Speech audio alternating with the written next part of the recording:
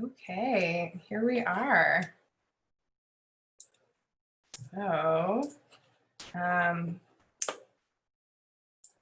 So this is part of the Howard's End creative team, and so thrilled that you all have given time to join us tonight.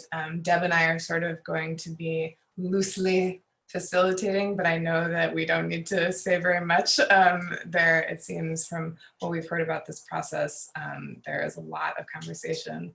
So I guess the where to start is, I guess, where you stopped. Can you talk a little bit about where you were in process before everything sort of came to a pause? I will send it. Why don't I send it to Sarita? Thank you. So just as a reminder, I'm the costume designer for Howard's End. And wow, as I was thinking about this process and where we ended, I had a lot of nostalgia and like some tears came up, but I pulled up my project, and where we stopped, I was about to head to Massachusetts, and I was packing to then fly out to Portland. So I had everything, including swatches that Marissa hasn't seen yet, ready to go to bring to the shop to start picking fabrics and fabrications for the project. We were literally maybe a week away from our first round of fittings. The show was designed, the sketches were in, the research was in, the shop had started cutting mock-ups.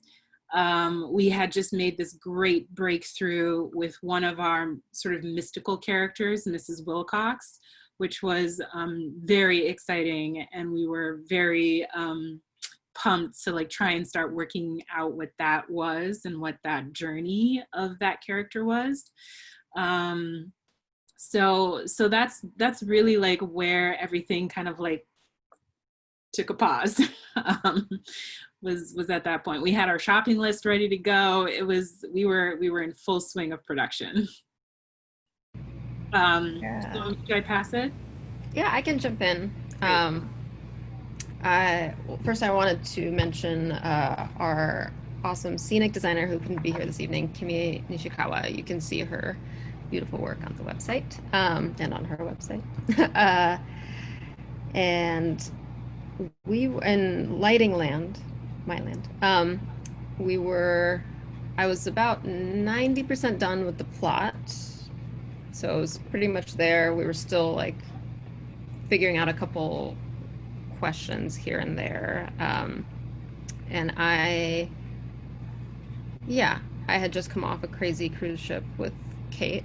But this was, we were about to, a few weeks away from tech, I feel like. So there, we were at that point where we had gathered all of our tools, and we had a whole, or at least I know Kimie and I had a whole lot of questions that we needed to be in the room with all of our tools to figure out. But yeah, I'm gonna toss it to Elisheba, who just joined us. Maybe Elisheba, you could tell us who you are, where you are, etc. Hi, I'm Elisheba Ittoop. I was the composer for Howard's End. What were the other questions? I'm so sorry. Where are you? Oh, and then the prompt we asked everybody else during the meet and greet that maybe you want to slip in somewhere is what you imagine, what you hope, if you could design the future of storytelling in theater, what would you hope for? Yes. Okay. Well, I'm in New York. I'm in my baby's room. To redesign theater. I've been thinking about this all day. So I've been working a lot, even before everything happened. I've been working quite a bit in the world of podcasts and radio. It had been my side hustle, and right now it is my main hustle. And I've been thinking over the past few weeks, I've been in these meetings for audio projects where I am the set designer, I am the lighting designer, I am the costume designer, I am the everything. And when we come back to theater, how do we reimagine the hierarchy of design. There have been too many projects where I'm brought in last. And that makes me, I'll do it, but it makes me sad. I wish I could have been there from the ground up. Howard's End was such a beautiful process, and I mourn it for many reasons. But the big one is that, you know, Marissa brought us in, like, just from the beginning. That doesn't happen with all theater processes. I'd like to come back to a theater where equity looks like many things, but I'm a bit tired of the design hierarchy as it is right now. So the question was, like, what were we doing when the show was canceled? Where were we?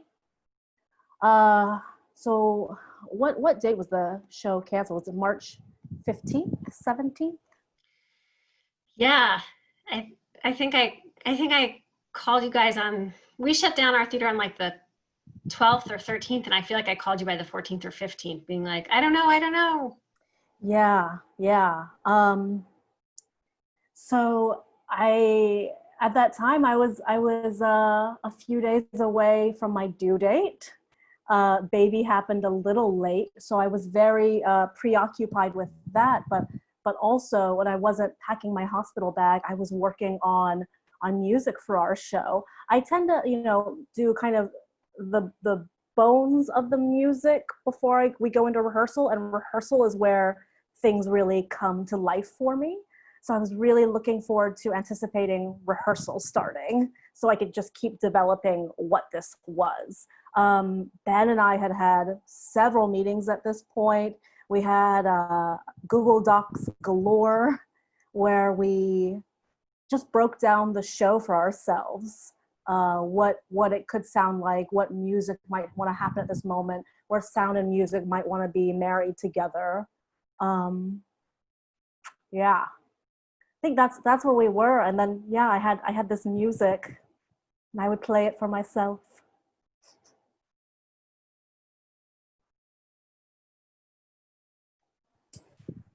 That feels Seems like like I was like, that's a good segue to Ben. Exactly. All right, fair enough. Like one. I didn't want to assume. No, yeah, so Elisheba and I had really been trying to go in with maybe a little more structure, knowing the ultimate situation that we were going to be in. But both of us generally like to go in with a lot of flexibility, but we were trying to make sure that we were both, you know, locked in into what we were trying to do. And then by the time we found out it wasn't going to happen, I had submitted sound paperwork the day before, of course, and we were just starting to suss through, you know, some of the fun little details about trying to hide some speakers around the stage and all that good stuff. I was brought into the process a good bit later than most of the folks here. So it was, which is always exciting because there's a lot to catch up on. It can be fairly intimidating too, because you want to jump in with everyone, but you also don't want to step on any toes or you know, open any old discussions that were sealed already. Yeah, that's kind of where we were.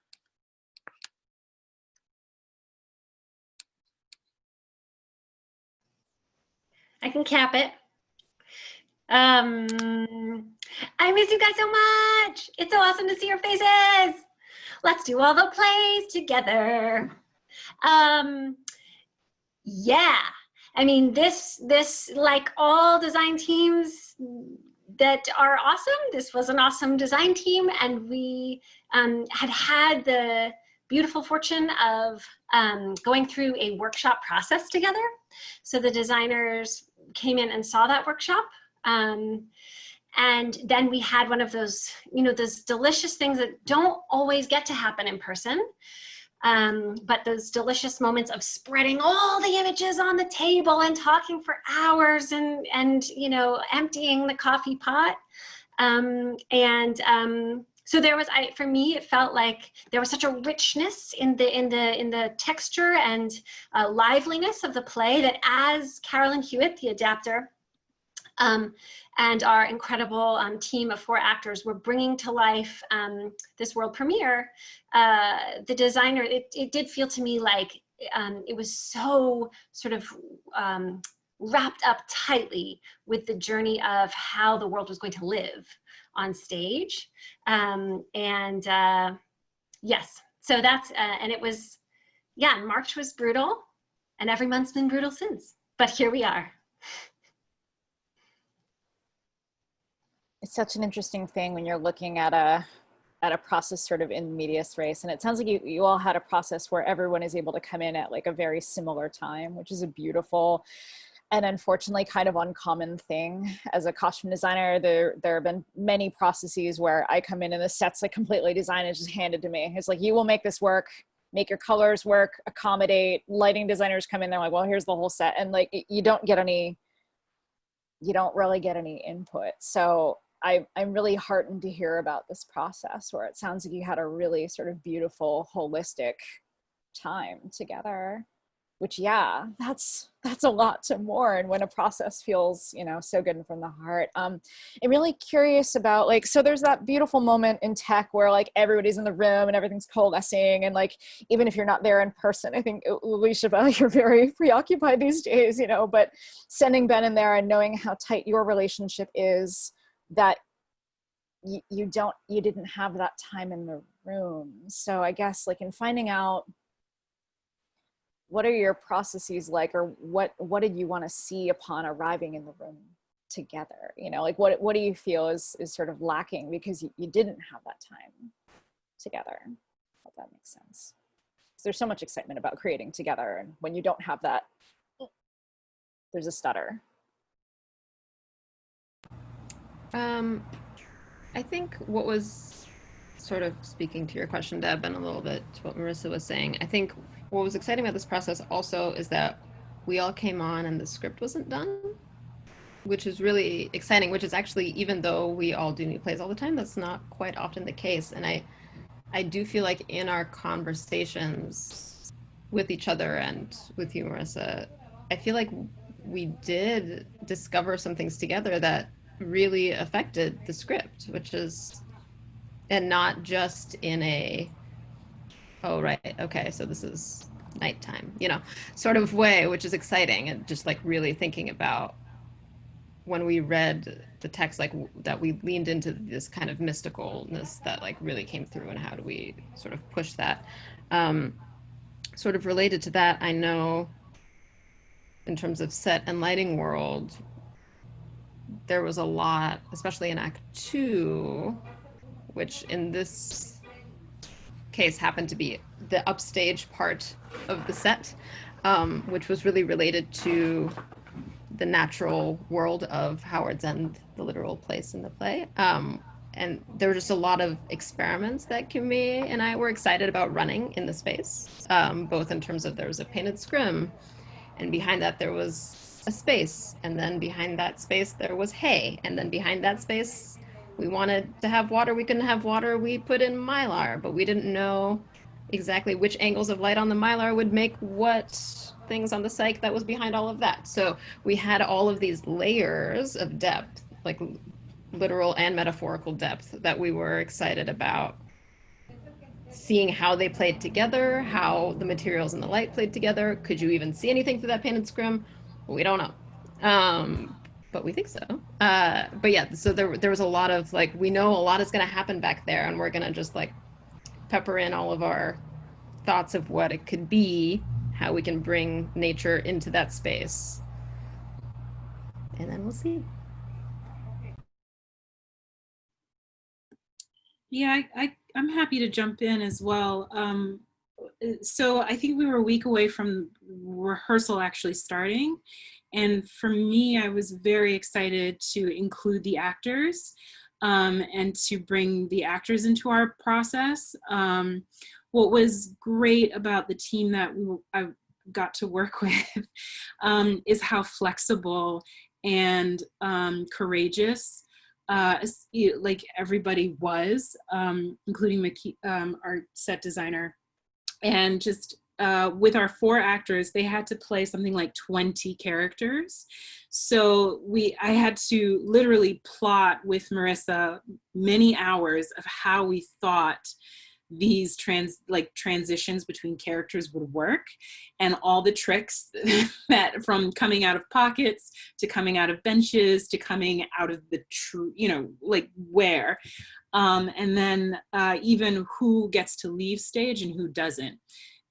Because we had this idea that everyone stays on stage the whole time. So, except for maybe 2 moments. So that was a very exciting thing to look forward to going into, in terms of just discovery, like the next level of discovery that always happens in rehearsal. So I think that answers your question, or the prompt, Deb. But Absolutely. yeah. So that's also part of what we were like really, or I was really looking forward to. I know for this show, I was brought on as sound designer composer, and then I got pregnant, and it it just quickly, I don't know. I had a conversation with Marissa and the head of production, Liam, about that schedule. It was just going to be probably a little too tough to be in tech with a 3-week-old across the country. And Ben was brought on because we have a really good working relationship together. We've done 3 shows together now, Ben? Yep. Yeah, and he's just someone I really like, I really trust.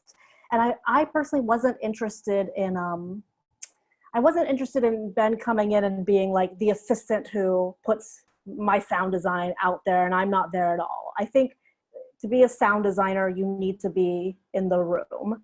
I am pretty strict about that. It feels really icky to not be in the room and call it your sound design. So that we just got to a point where it was like, I think Ben should be the sound designer and I think I should be the composer. So the thing is, so there's this quote, I think it's Elvis Costello who says it, talking about music is like dancing about architecture. It's just like, you can't do it. We can sit in meetings and like talk about what this world sounds like, what the music might sound like, but I need to like be in the rehearsal room. And in this version, like, yeah, I'd probably like Zoom or Skype in a little bit. There'd be conversations. But I was excited about having Ben there to just kind of give me some feedback. It's exciting that Ben is also a musician composer. We have a shared-ish language. But yeah, a lot of my work was going to be happening in rehearsals and actually when they were in tech. So it's sad. I mourn the loss of that. Yeah. But we were kind of ahead of the curve there, Elisheba and Ben. You all were going to do this whole, like, Ben was going to like make the magic happen. And then also, like, if we were like, that transition's not working with the sound, like the gorgeous composed sound there doesn't actually fit for what we need now. And Ben was going to, let the composer know. And then, and you and your baby were going to make some new magic. I like that you all were, interestingly, like, ready and down to use technology as a tool for your partnership. Like from the beginning, we were just, it was like, technology is how we're going to do this. I've been in a situation like this where I did compose from afar and it did not work out so well. And I had 100% faith that it was going to work out with Ben, because Ben is someone I just know really well and I trust so much. But yeah, we were set up. Ben, like, that Google Doc was pretty dope.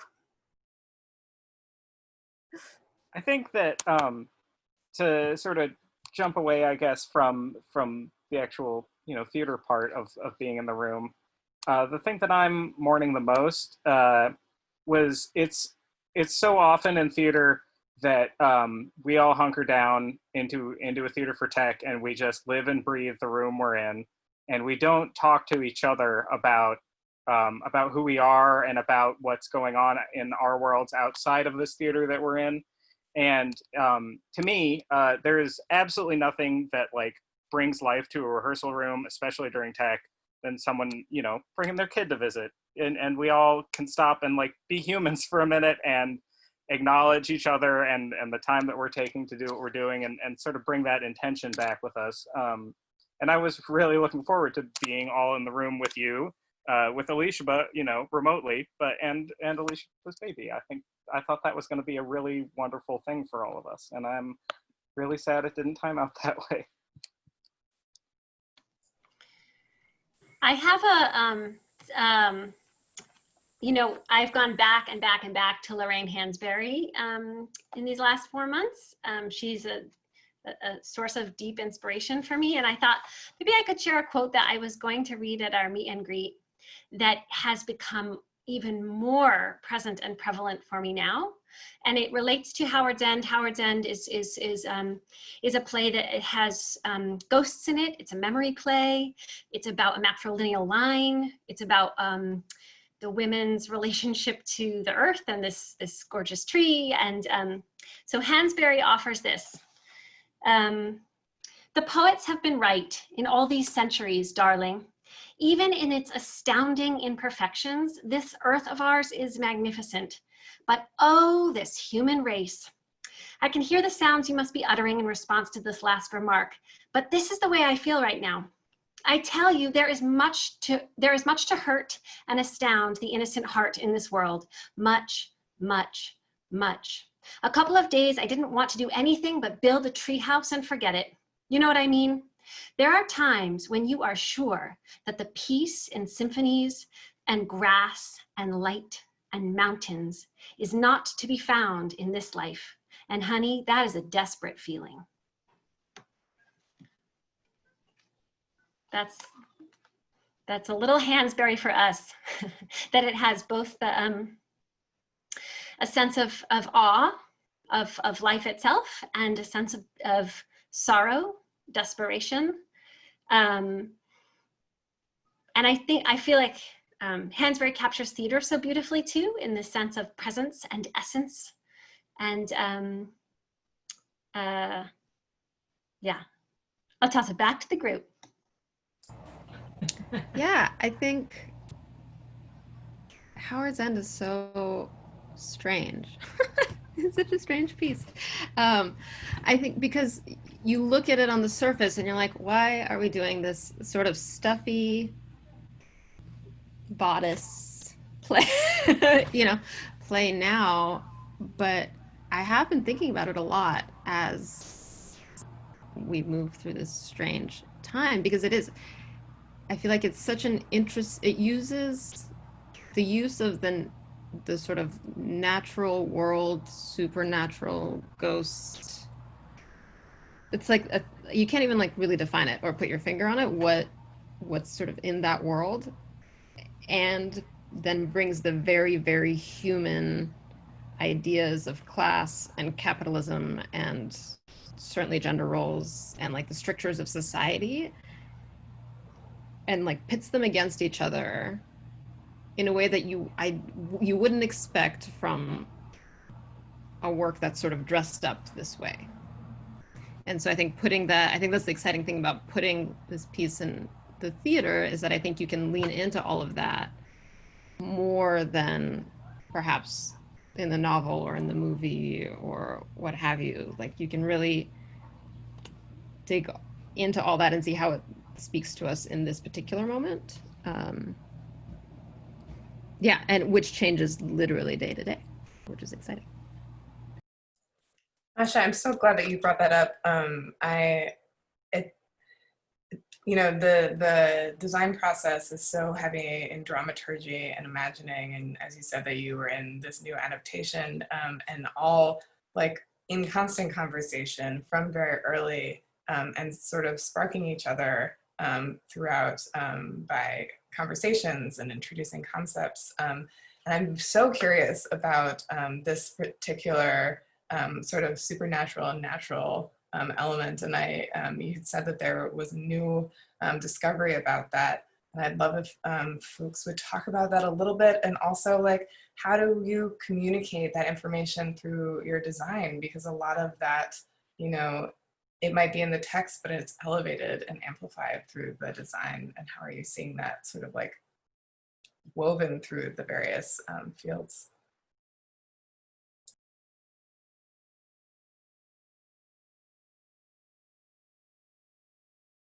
All right, I'll go. I'll jump in. I feel like we're talking about Mrs. Wilcox and her magical ghostly self. This sort of matriarch of the show who actually becomes a ghost fairly quickly in the beginning of the show, was an interesting challenge to think about and contemplate.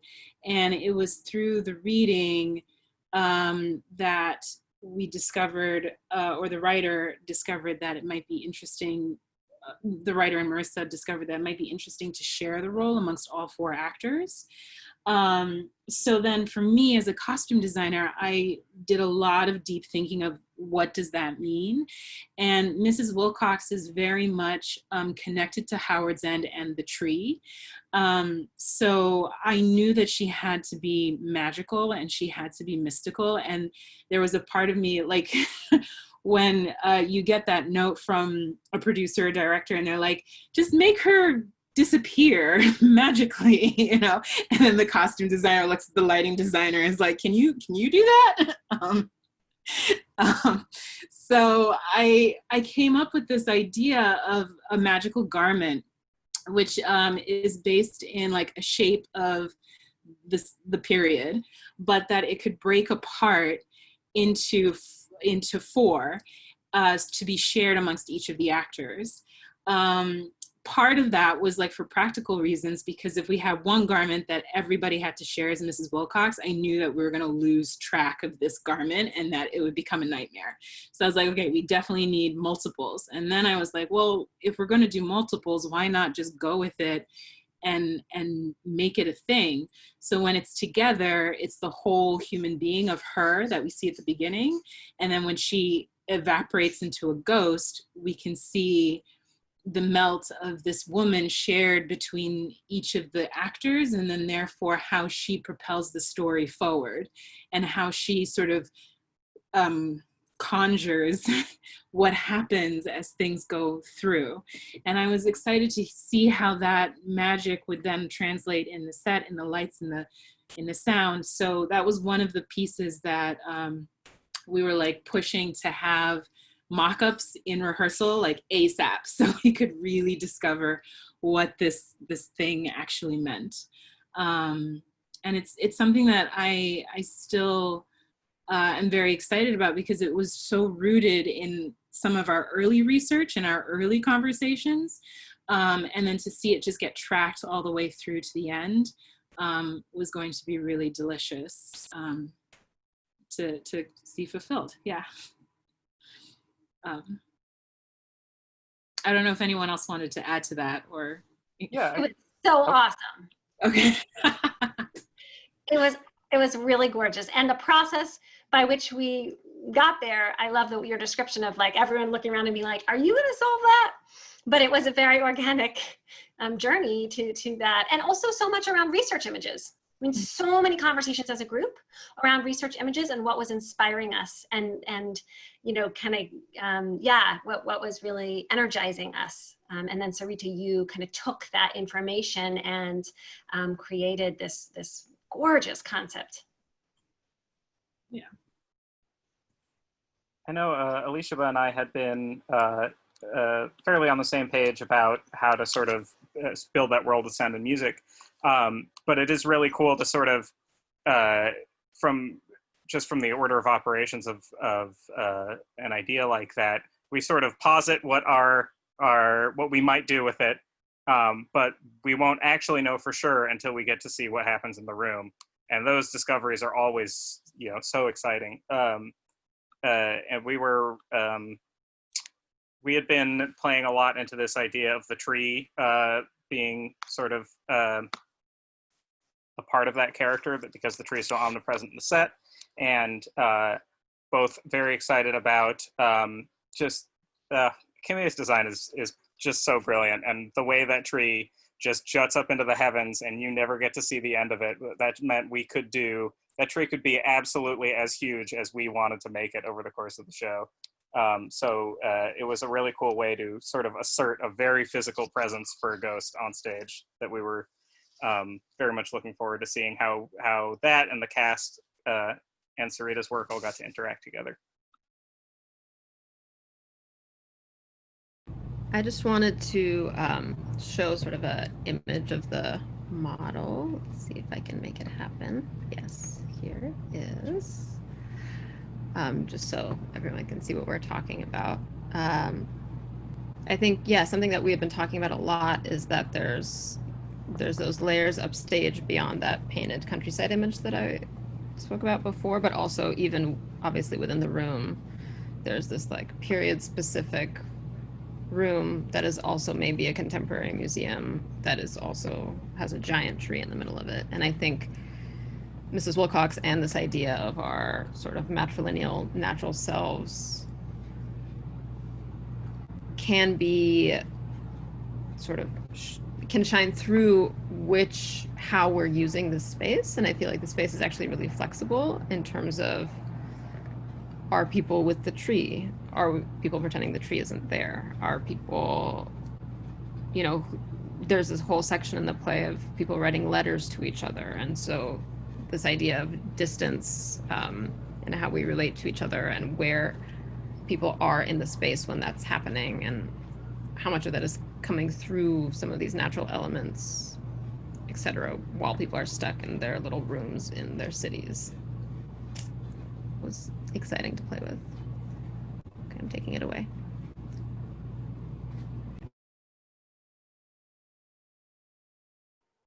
Anyone else have any thoughts that they want to add to that before I sort of throw us into the next topic? I love this idea of sharing research and actually seeing how that came to fruition in the set, but also thinking about, like, my brain is like exploding because like it's a new play, so I do not know the script and I sort of know the story, but like seeing that tree as, you know, both a real and a beautiful metaphorical space, and how that must have manifested itself out of research, like how these worlds sort of crashed together. How did each of you, upon seeing that research and then sharing your own research, start to coalesce an idea? Like, did it begin with individual members of the team? Did Marissa come in with things? How did that work between all of you? I mean, I can speak to it a little bit. I think what's really fun about working with Marissa as a designer, director team is that she comes in with visual research, and it's usually very not, here's what the room is supposed to look like. It's absolutely sort of what artists are speaking to me now as I read the script and so it's like a very good brain puzzle, I think, for the rest of us to figure out and decipher. And I think in response to that, I mean, yeah, I feel like most of us brought in, I mean, I think Kimie and Sarita had definitely the main load. But I think all of us were sort of looking around for images and videos and sounds and things that were speaking to us throughout. And there was definitely bouncing back and forth. I very much remember at some point Kimie had brought in pretty early on this idea of benches around trees. That's just a common thing in cities specifically, which is fun because this play, a lot of it takes place in a city versus the country. And I remember at the same time there was some march or protest or something, I don't remember, but I was at City Hall in New York, or just outside of City Hall at the subway stop, and there are all of these trees with benches around them. And I remember like taking many photos and sending them to her and be like, here they are, they're real.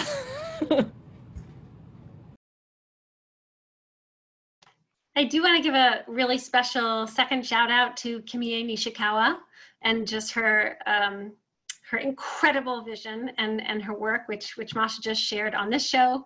Hopefully you've caught her work before, and her associate Yushen Chen, who is also just brilliant. And yes, so just shout out. And then and process wise, just to say too, I mean, this is an interesting thing. It also, I think, want to acknowledge, like, in terms of like theater's budget size has a lot to do with how often we're in the room in person together in the before times, and we'll see what this means for us in the vaccine times. But when I was working with Crowded Fire Theater as the artistic director, which is an indie new play company in San Francisco, and that's where Masha and I began our collaboration many years ago. Because we were, because of the size of Crowded Fire, the focus was always working with all local Bay Area designers and actors, right? So I had the great privilege of feeling how normal that was to be constantly in coffee shop dialogue with one another. And the regional theater model of hopefully supporting designers in one's own community, but also working with designers in all different communities, I think the idea of presence then becomes so crucial and difficult, because those conversations they can happen in many different ways, of course, but we know how special it is to sit not only at a table together, but to sit in the space together. Just to breathe in the space together. And so we were able to have, as a team that's spread out in a lot of different cities, we were able to have that time at the New Works Festival, and then a later time together in New York. And yeah, I think just and then all of the interstitial conversations between there, where people were moving their ideas forward, but that touch point becomes so crucial. Also because I don't think a director can ever possibly know how all the pieces will affect each other. We do not know. So we need, everyone needs to talk. Yeah, go ahead, Elisheba. No. I was actually gonna talk about like I really appreciated, Sarita, your research.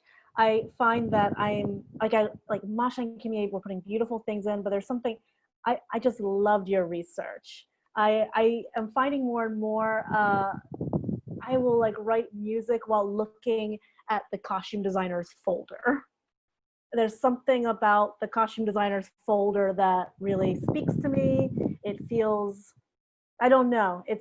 I'm drawing a lot of inspiration from costume designers, and your folder was amazing. I was just looking through a few pictures. I squirreled away. I looked at an old email conversation that Masha and I had, where it was like a picture of a very strange girl with a cat. And I was just looking at it being like, and that's Masha right now. And so yeah, I just wanted to like shout out like your research in particular. And I love when the research is just so accessible to everyone. I think we had a Dropbox folder, right? We didn't have a Google Drive folder, Dropbox. Like whatever the way is of sharing it, I love that it's there, it's accessible, and that at any moment I can just kind of pop through and be like, right, that's that picture that Kimie posted, right? That's that thing that Masha was saying that relates to this. And actually, I'm gonna send a link here. This is, see if it shows up. After like looking at all this research, we talked. The thing that I like to do is I like to look at all the things while putting together like a Spotify playlist. And I just, it's not necessary, it's not things that are going to make it into the show. It's just the feeling of, like that quote, like we can't really, talking about music can get so, but I can try and make it a tactile thing as quickly as possible. And this is the thing that I do as quickly as possible. I make this playlist that especially the director and I can just start ping-ponging ideas off of each other. And so from there, I did start making the first thing, and it wanted to be, after looking at everything, it wanted to be visceral.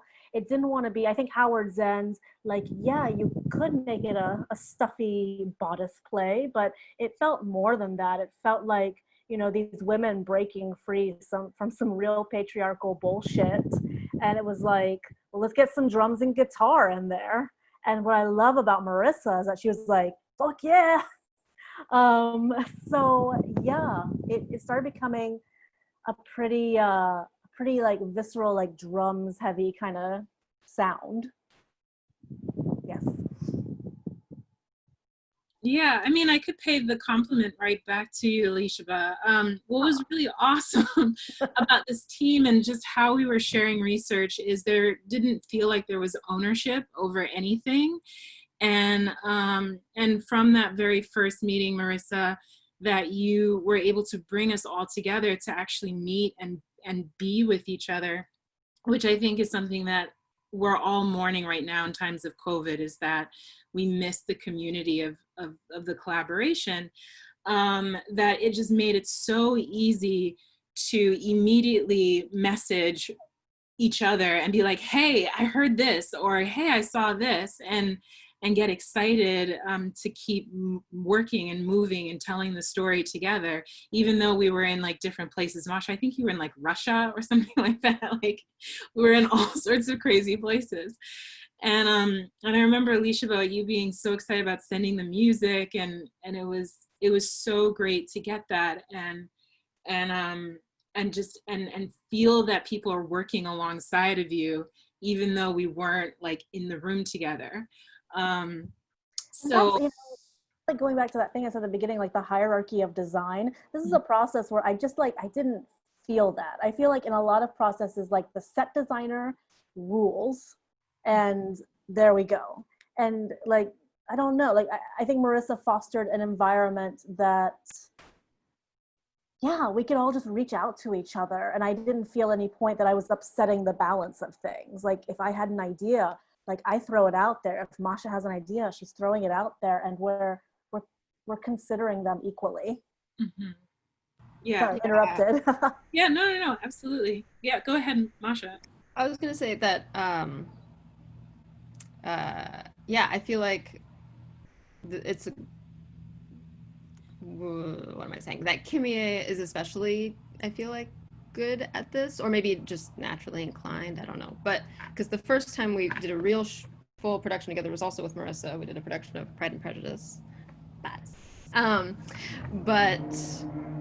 we didn't know each other that well. Like we didn't have a full-on established whatever collaboration. And she called me to talk about where we're putting lights in the set.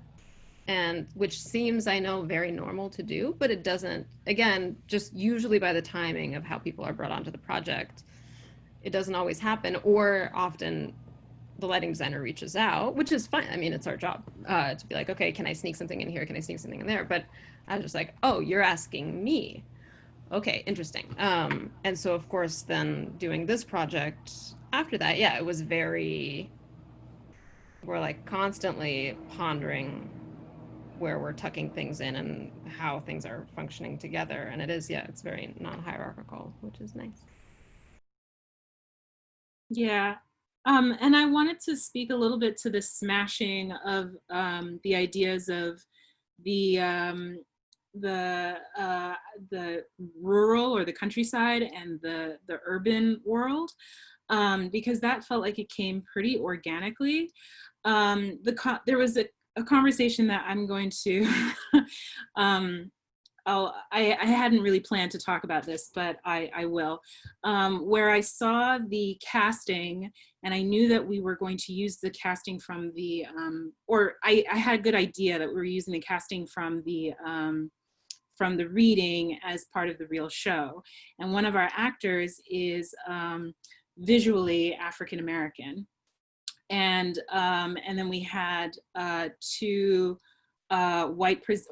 three white presenting, I know one is not, people. And so I had a conversation pretty early on about like what the impact of that was in the play Howard's End, which takes place in England, turn of the century, etc. And so it became pretty clear to me that if I was going to be honest about the human beings on the stage, that I and also just how it's written, that we are playing with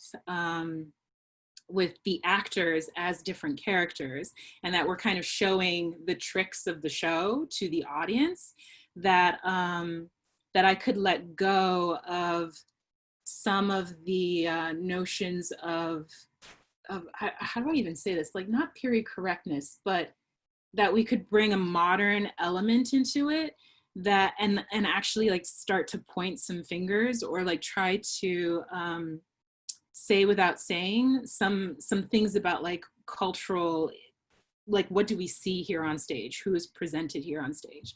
So that was something else that I was like really excited to look at in the room, with this huge tree, with the color of the set, and like with everybody, with all my collaborators there, to like continue that discussion.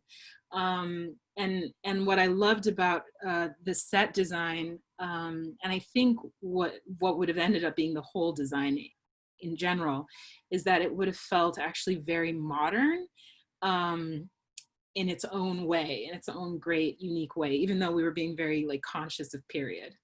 So I just wanted to throw that in there. Sarita, thank you so much for bringing that up. I think that's so true. And I think it was, that was a really important part of all of our conversations. And definitely was playing out in terms of Ben and Elisheba's collaboration as well, in terms of that, you know, that wonderful thing of like a nod to the period, because that is when Forster, you know, when Forster's writing, and it matters, but why is it relevant now, and how is it relevant now? And I also really appreciate what you're saying too, because you know, the conversation, even in the times that we had opportunities to connect with the actors over the workshop period and building up to the production, that conversation around, you know, people of color in England in the 1770s and accumulated wealth, and structures in which there's a visibility of a rising wealth among particularly like North African students who were sent, wealthy students who were sent to England, and Jamaican immigrants, and so allowing the conversation to feel both always in conversation with, you so thoughtfully put it, always in conversation with what does this representation mean to us right now in every scene, and what are the ways in which we can allow ourselves to look at a full portrait of history, and allow that to be present for us as well. And I just love what you say about the full human, and that's what makes you an awesome costume designer.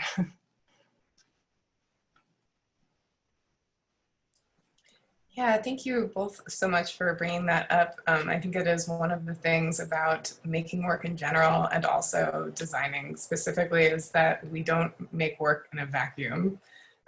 We are not making period pieces in the period that they were written. We're making them in the present day when they are being presented. So I'm curious about, are there any other like moments of taking the period and smashing it with the present? How did that play out with the sound? I know that you hinted a little bit at that, Marissa. Elisheba, Ben, could you guys talk about that a little bit? I know for music, like yes, drums, guitar, with a nod to the era. That was the big thing for me, and it wasn't to totally make it one thing and not the other. It was, for me, the most important thing is the feeling of, and maybe the feeling of is, this is not necessarily the show, but maybe the feeling of is getting into more like hip hop, or getting more into, I don't know, I'm gonna throw something like reggaeton or something, but I don't know. This felt very. It felt very like I don't know.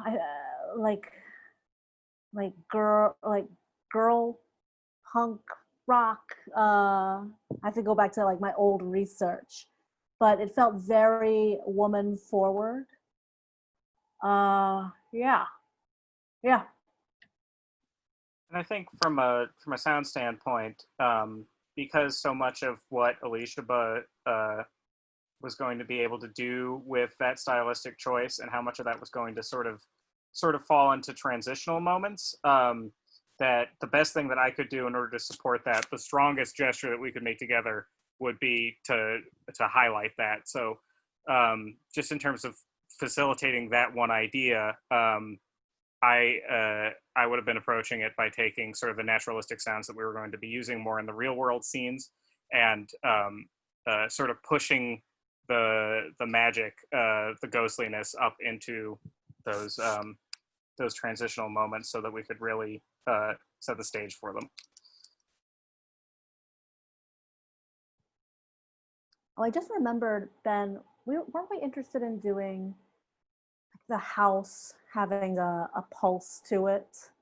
Yeah, that was Yeah. a through line that's written into the script, and that was something Right. that was something back. that we were trying to track through the show, and that was going to be a really cool handoff that we absolutely had not figured out how we were going to execute by the time. Yeah, because I remember now, we were still in a back and forth, like, is it like a low, like a kick drum, something, Right. something?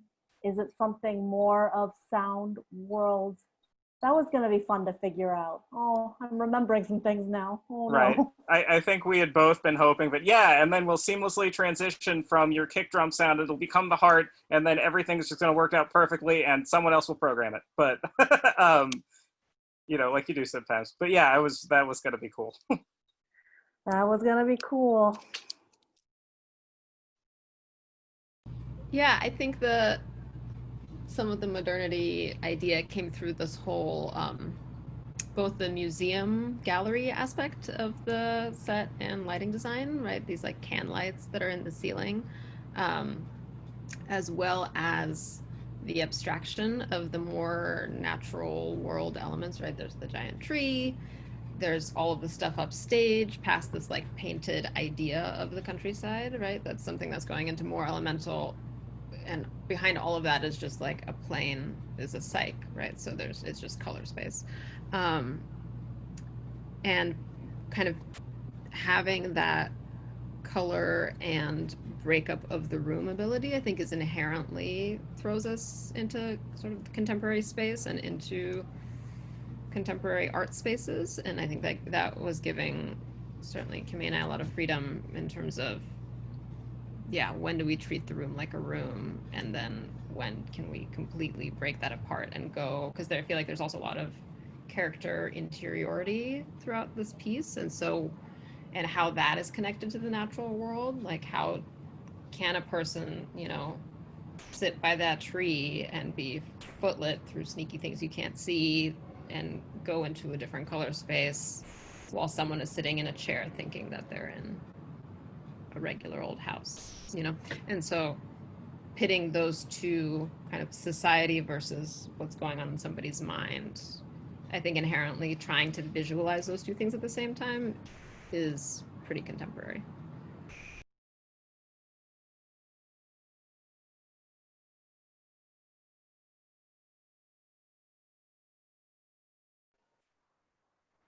So I think we're starting to chat through like things of contemporary ideas and fusions of contemporary ideas. And so I don't know, we've got about 10 minutes left. Something to think about, like, this process sounds amazing, and I'm actually really jealous. And I'm glad that you all had this experience. What now?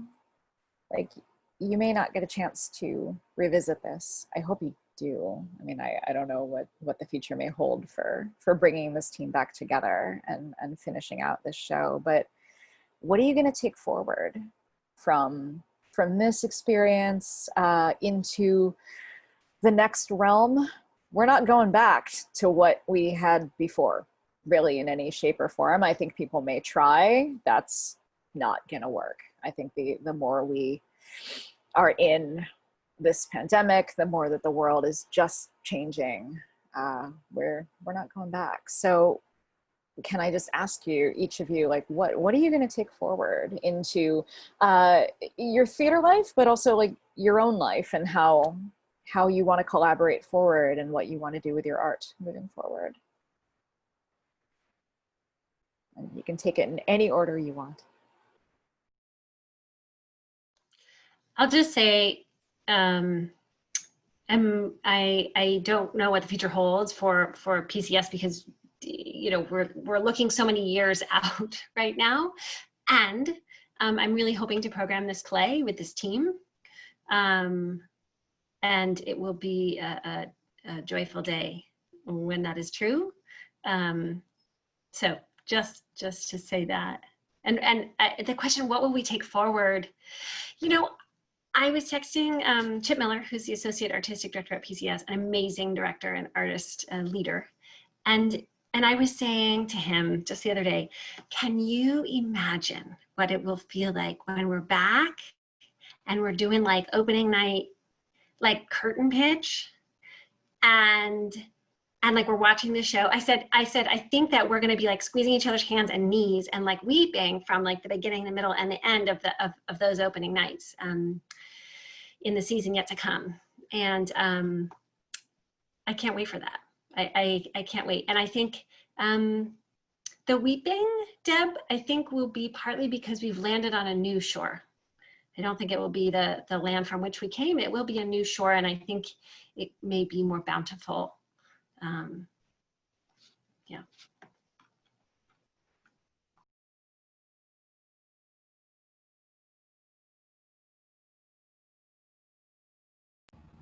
I think something that's been sort of helpful in trying to do virtual theater, or even all the other talking that we're all and thinking that we're all doing right now, is that this idea of defined roles and hierarchies has had to fall away because the form is different. And so, right, like what is lighting for Zoom theater? It's, I don't know. But it's been an opportunity to think about what I find interesting, at least within the parameters of this box, and what I can contribute as a human that's related to lighting and not. Like I've always been interested in timing and how light moves. And so in this world, I'm like, okay, I'm gonna think about transitions a lot. I mean, that's what I do in before times, but I can do that here in a way like that isn't necessarily like under the label of lighting design, but think about how we move from one state to another state. And so I'm looking forward to the groundwork that's being laid now about that sort of role melding, and I'm hoping that we can take that into the future a little bit.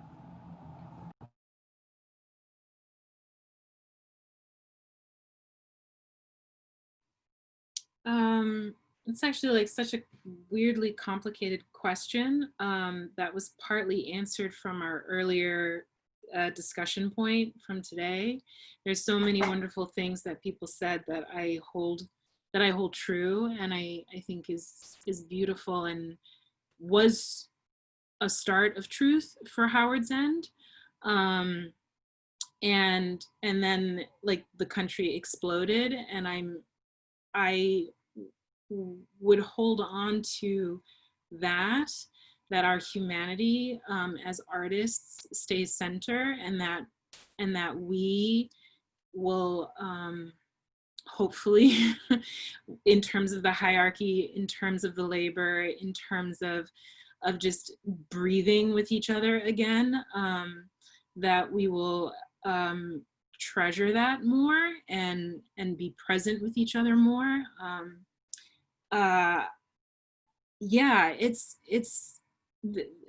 I hate to use the word hope because I don't want it to seem like inactive, that there's like activeness in like creating the theater we want and the future we want, despite the mistakes that we've had. So I would take the collaboration process that I had with this team and not necessarily look to recreate it, but to hold on to it that this is the new bar and it has to be better from here.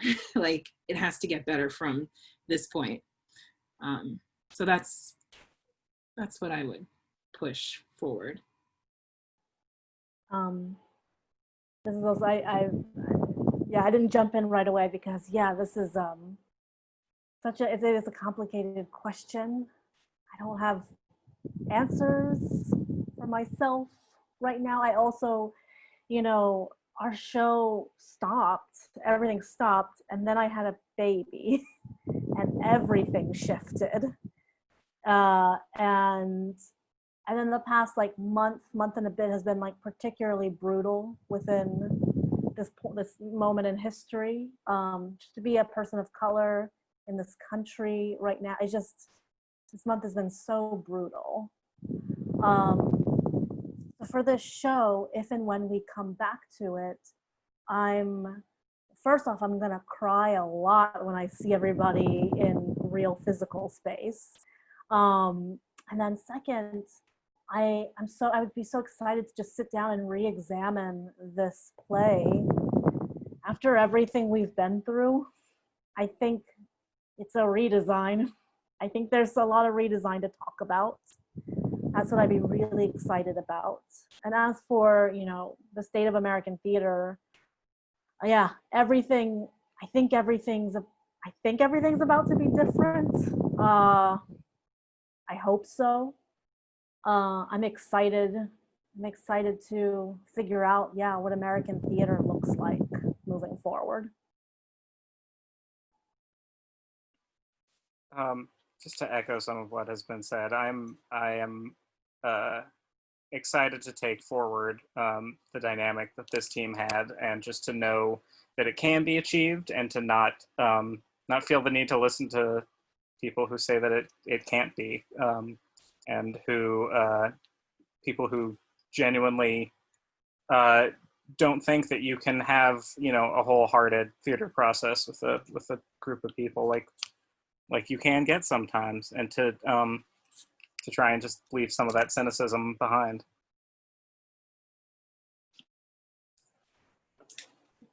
Yes, to all of that. Thank you all so much.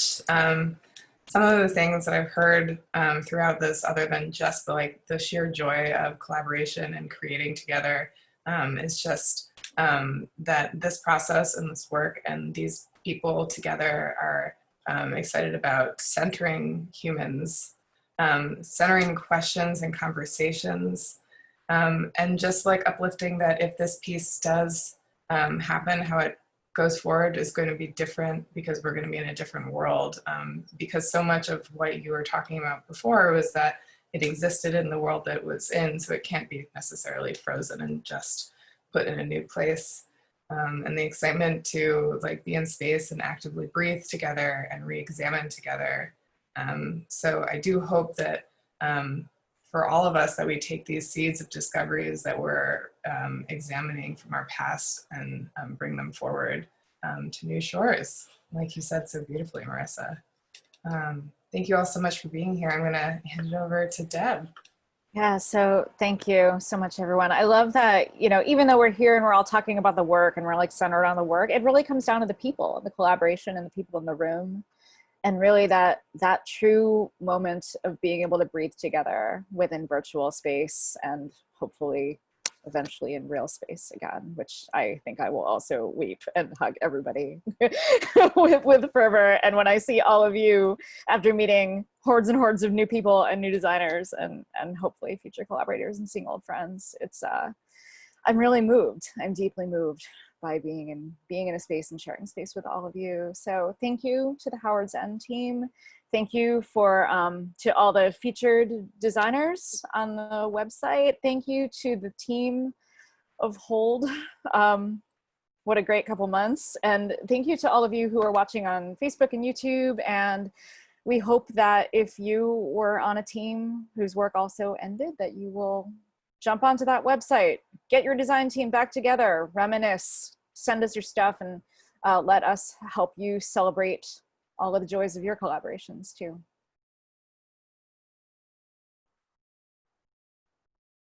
So yeah, everybody. Have a great night.